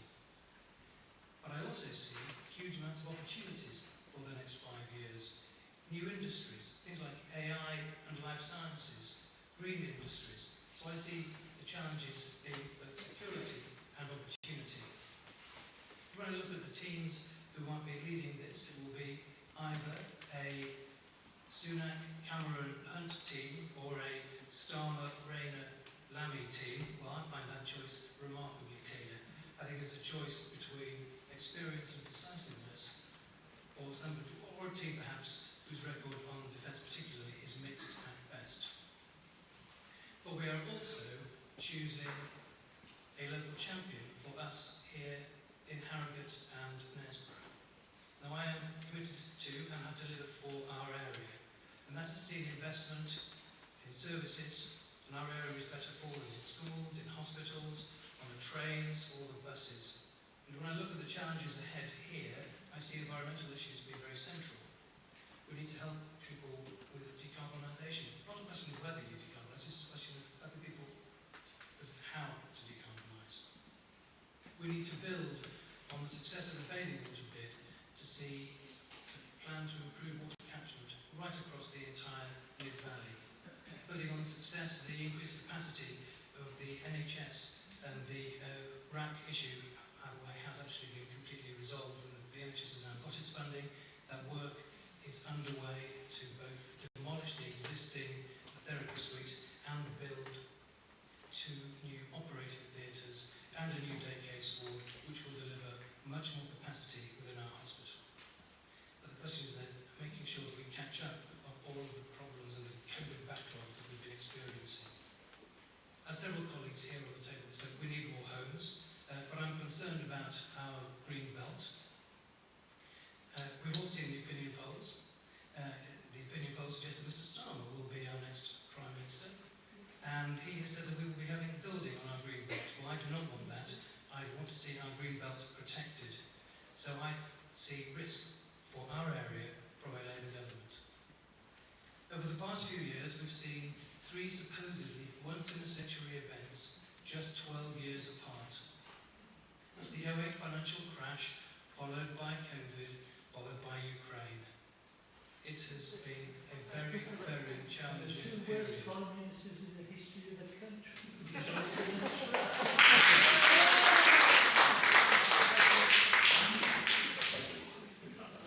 We've seen world-scale events, 3 And then we had the worst foreign secretary, Johnson. once-in-a-century events, and they've been 12 years apart. So we have seen a long, hard slog for all of the world. I don't think there's any coincidence in that Putin invaded Ukraine directly after COVID, when Western countries were exhausted and their balance sheets under real pressure. But despite that, we have seen significant progress in this country. 4 million more people are in work, including 2 million more disabled people in work. We've seen this country be the first major economy to cut its carbon emissions by 50%. We've seen us go from declining educational standards to be best in West for reading. We've seen deaths from cancer fall by 10%.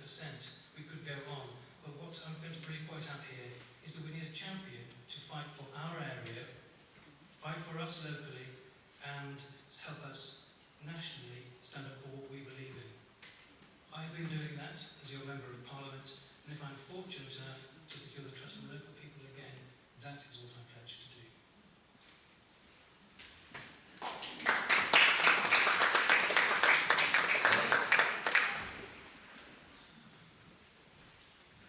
Thank you all very much. I'd like to thank everyone who asked a question and came along tonight. Democracy happens because people are willing to come to events like this and listen to people like us out in front of you, and that's what democracy is all about. So thank you very much. Thank you, Tim, for putting up with us and organising this event. I think you need your own round of applause at some point today, sir. Maybe at the end.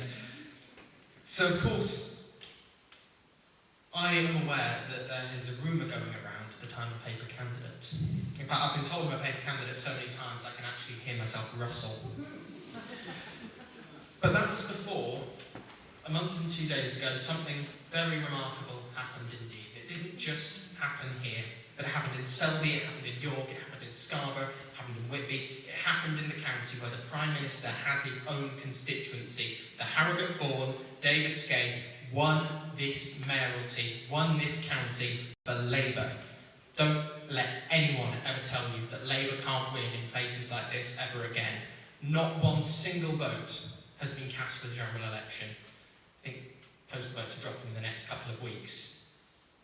Don't let anyone ever tell you that there is no chance that Labour can win here. I think Labour has got the best policies, and I think that it is clear from the polling, and, keep my fingers crossed, touching wood, and everything, but I think that Keir Starmer will be the next Prime Minister. I think we will have a Labour government. What is better for the town than to have an MP who is a member of that government, sat on the government benches, able to make that influence, able to make those arguments?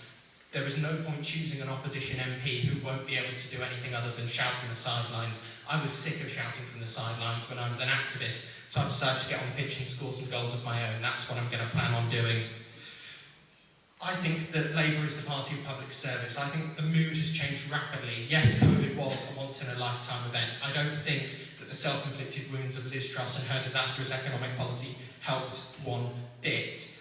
But I think that we know now as a country that the world has changed, that time has moved on since 2019, and we can see that we value those that we used to value least in society. Now, as we saw through COVID, are the ones that are crucial to keep us going, the hard-working people of this country. I cut my teeth during the COVID crisis and learned about public service then, and I'm committed to taking those values forward now. So I really hope that you will cast your vote for Labour, just as so many people are going to do for the first time at the general elections. So many people did for the first time at the mayoralty. I'll work with David Scaife. I'll make sure that we have the right policies and the right investment for us, build the homes we need, turn on Great British Energy, and get Britain's future back. Thank you.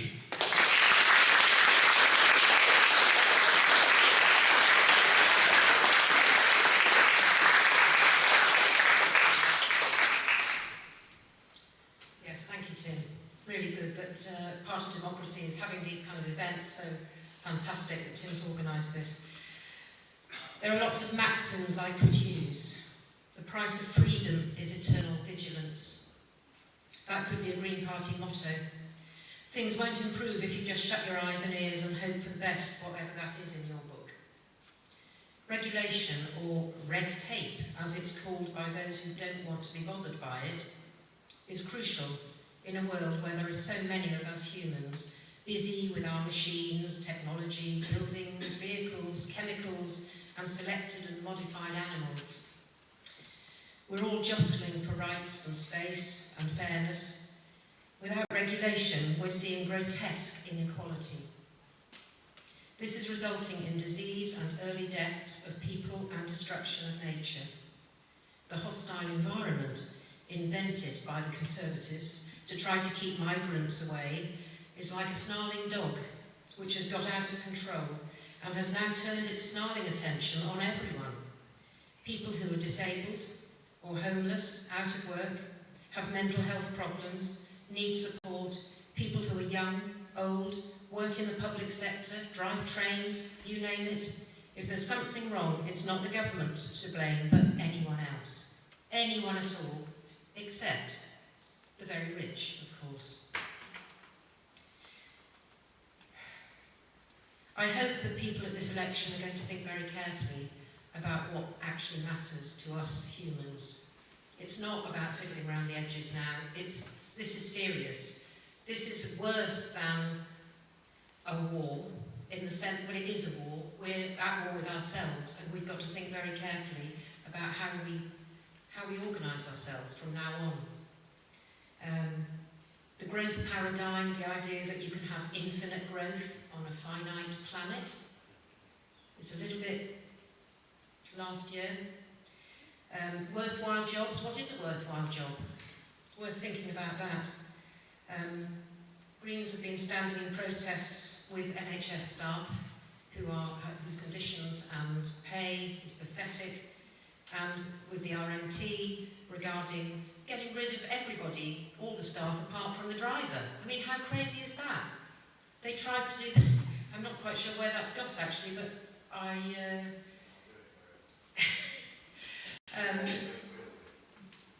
it's absolutely mad. I mean, if somebody's ill or there's a fight or whatever, you need somebody else on the train. All these things. The River Nid, full of sewage, and I'm sorry, but the bathing water status doesn't cut much ice with me. I think it's nothing. I mean, it's the Environment Agency who are denuded anyway.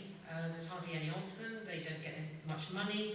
How are they going to do much? They'll test it occasionally, and it'll probably say poor, poor, or very poor. So where have we got to with that? Rivers and the sea as well, waters need public care. They should not be cash cows putting money out to shareholders, which is what's happening at the moment. And with so many of our public services, I don't know how, we are being so trusting and so polite about the way we are having our family silver sold off under our noses, often to shareholders, often foreign governments. absolutely crackers, if not totally tragic. Regarding cancer rates being better, I've just heard that cancer in young people is up. And I'm not surprised, because we're all swimming in not just in the river, but in a pollution, in our food, in our air, our water, in all sorts of stuff that we bring into our homes because regulation is so poor. Power corrupts. Let's not let the power go to be in one place. It should be shared. Failing to plan, I'm going through some maxims here, failing to plan is planning to fail. And that's what's happening. We're not planning. There is no vision going on at the moment. And regarding the defence issue, I would rather have jaw than war. And I think a country which spends its time looking at how we can make more money from selling weapons to unethical, murderous governments, we should be ashamed of ourselves. We need to think again. Coming back to nature, I've put a few leaflets out at the back there. There's one on Protect Nature, that's a Green Party one, about what we want to do about nature, and a Green Party 10-point climate plan. Those are out at the back with some other RSPB and other wildlife leaflets for anybody who'd like to take them. Thanks again to Tim. Thank you.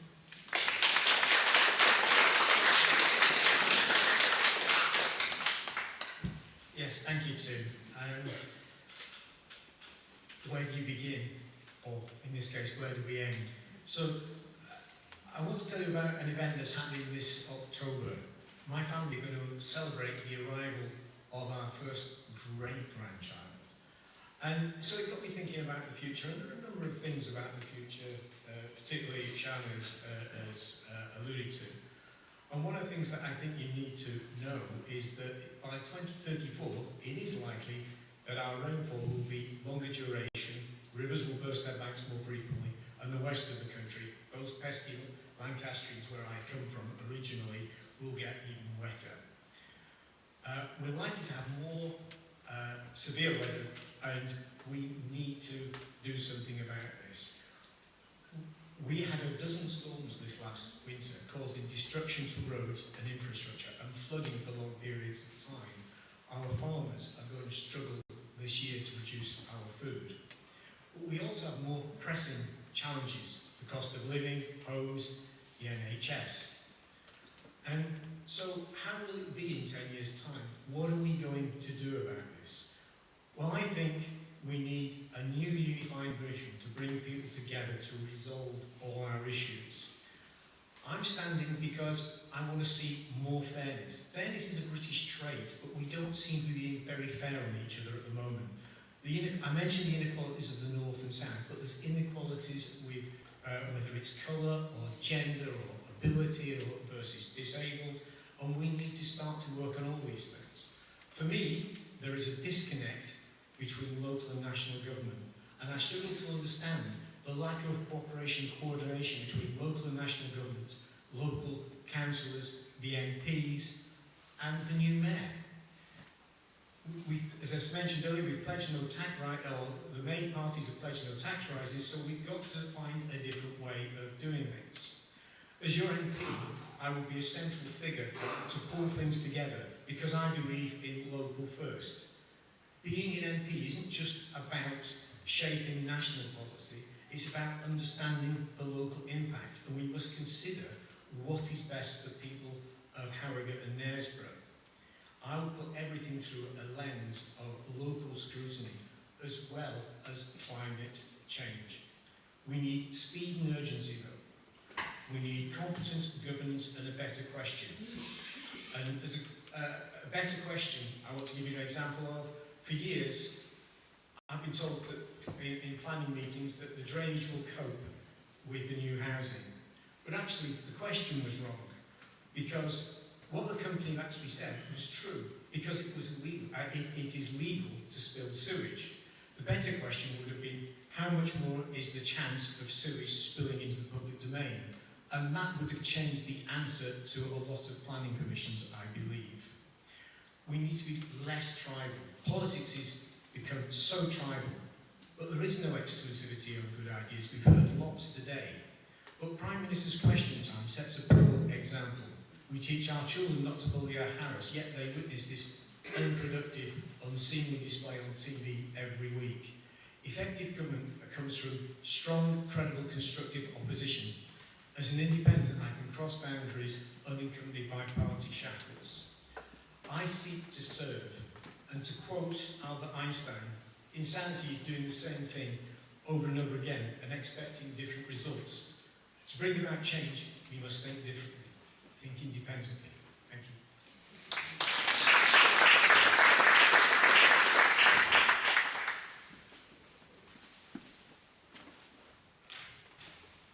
Just let's start by saying thank you to everyone who's come here tonight, including all the other candidates. I think back to the very first time that I came to Harrogate. I'm originally from 30 minutes down the A1 away, and it was really exciting. It was a school trip to the Great Yorkshire Show. I'm sure everyone here has been or put their kids on a similar school trip there. And I can remember driving through thinking, wow, this is a lot nicer than the mining town I grew up in. And effectively for me, it was always something of aspiration. Harrogate was where people moved to when they made it, when they had something to show, and when, things were good. And I'm so proud to, for the best part of 2 years now, to have called and made Harrogate my home. And I know that we can have it so much better than things currently are. I'm an underdog. Every single day of my life I've had to fight. My mum was a single parent when she had me. I was eligible for 3 school meals and went to a pretty rubbish state school. It was no givens in life for me, and I was the first person in the family to go to university. I never thought I'd have the opportunity to stand somewhere like here with the potential prospect of being a candidate to the MP for Harrogate and Knaresborough. And I'm incredibly proud no matter what happens.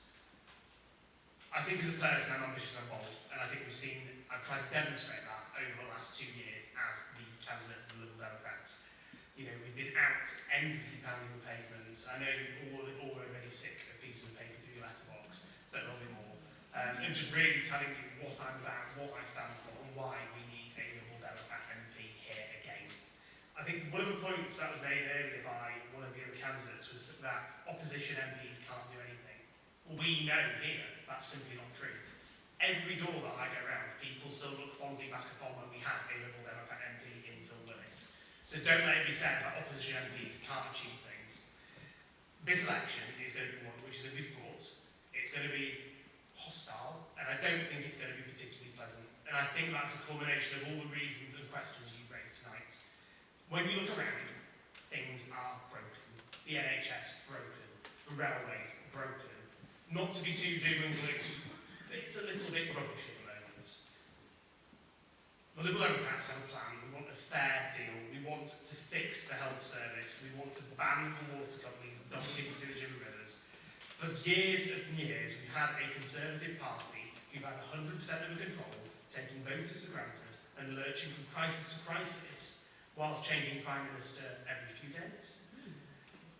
The problems that we're facing have been avoided, and we've been let down by that chaos. Don't let it be said that Liz Truss was funny or harmless. She wasn't. People are still paying that price in increased mortgage payments now. The reality is, here in Harrogate and Knaresborough, that, as I think someone else mentioned earlier, we've all seen the polls. We have. Lots of polls have it very close. There was one just yesterday that had the Liberal Democrats 1 point ahead of the Conservatives. We won't be taking anything for granted. We won't be taking you for granted. And we will fight tooth and nail to make sure we get every single vote and can deliver that fairer society and that vision for our towns. The reality is that come that morning after the general election, people are going to be waking up thinking, great, this is amazing. People will have a smile on their faces, or will be faced with another 5 years of the failure we've already seen and know too well.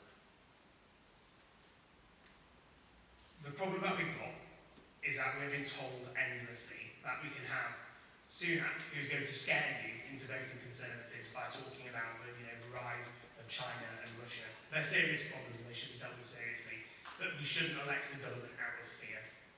And the problem we've got on the other side of the coin is Keir Starmer. Amazingly, people don't have much to say about it. The reality is it's not about who's in government, it's about who is going to bang the drum and fight for our towns. And that's exactly what I would do if I had the pleasure of being your MP.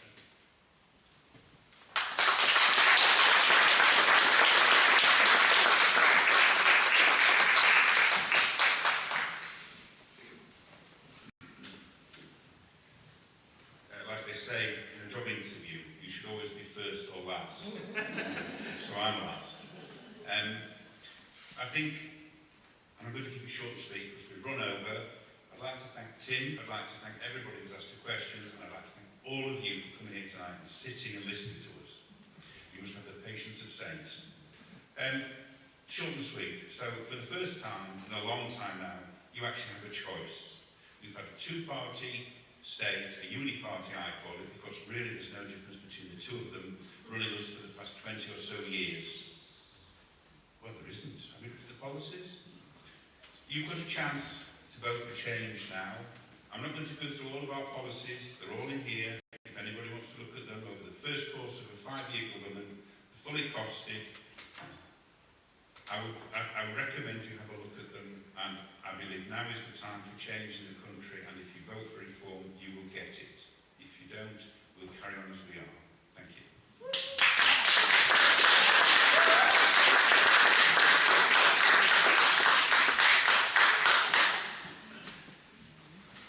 I think we've come to the end of this evening, and just to thank everyone for coming along, and thanks to all the candidates for answering all the questions. The questions that we didn't get to, because I know there were some that have been submitted on the night, I'll try and get written answers to those questions and get those out to you. But no, thank you for everyone for coming along. Thank you.